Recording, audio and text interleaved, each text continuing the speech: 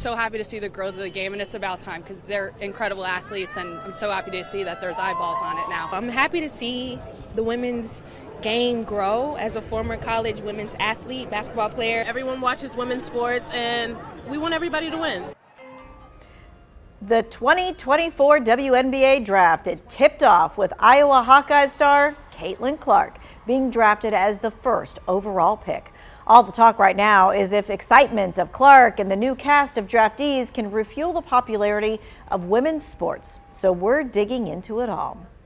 This past college basketball season, a bright light shined on women. From the University of South Carolina completing a perfect season to Caitlin Clark demolishing record books on the biggest stage.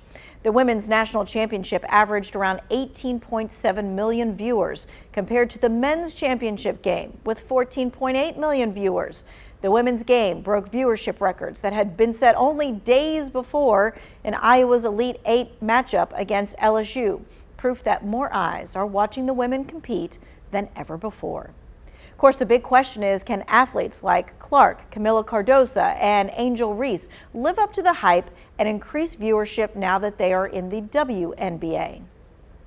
I think women have always been amazing athletes, and unfortunately, men have just always dominated the media with sports, with everything, but women have the talent, they have the stardom, they have the personalities, they have the fashion, they have all the things that men's sports have. And so I think to see it like on the big screen, like the amount of more people watching the women's championship game than the men's championship game, like it's just cool. It's cool to see women getting the accolades they deserve.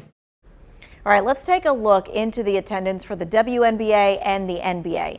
Just looking at 2018, the NBA drew 18,000 fans every night during the regular season with an average ticket price of about $89. In the meantime, that season, the WNBA had an average of 6,700 fans with tickets going at $17 apiece. This year, that's expected to change in a really big way. The Indiana Fever, taking Clark, had been a foregone conclusion since she announced that she would turn pro.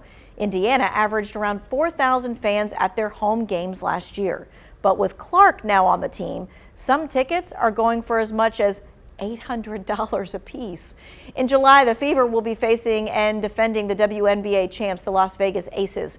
The anticipation for the game is already high, so high that the Aces have switched venues to an arena with a greater capacity as they expect more ticket sales. Well, several fans at the WNBA draft last night spoke out about Clark's impact on basketball and really on women's sports in general.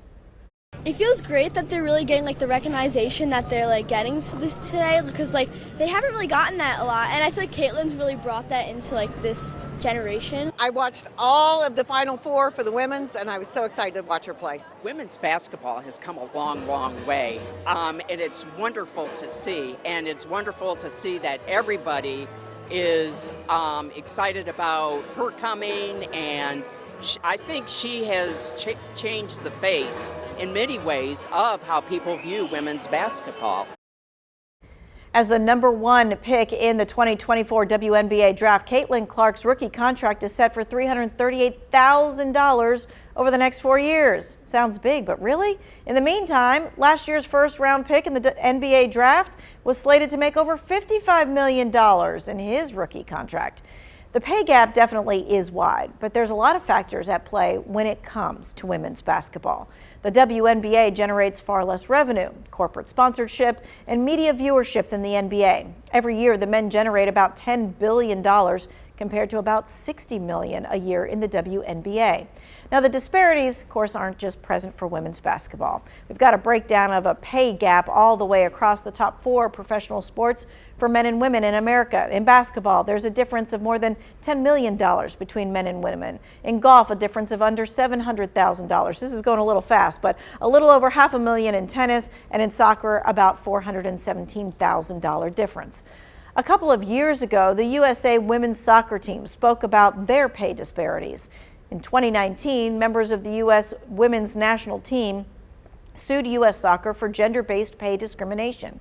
In the lawsuit, the women pointed out that if both the men's and the women's teams were to win 20 non-tournament matches, the men would earn a little more than $13,000 per game, while the average woman player would earn a little less than $5,000 per game.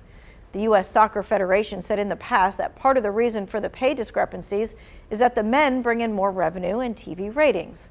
In 2022, a settlement was reached between the two parties that included a multi-million-dollar payment to the players and a promise by the Federation to equalize pay between the men's and the women's national teams.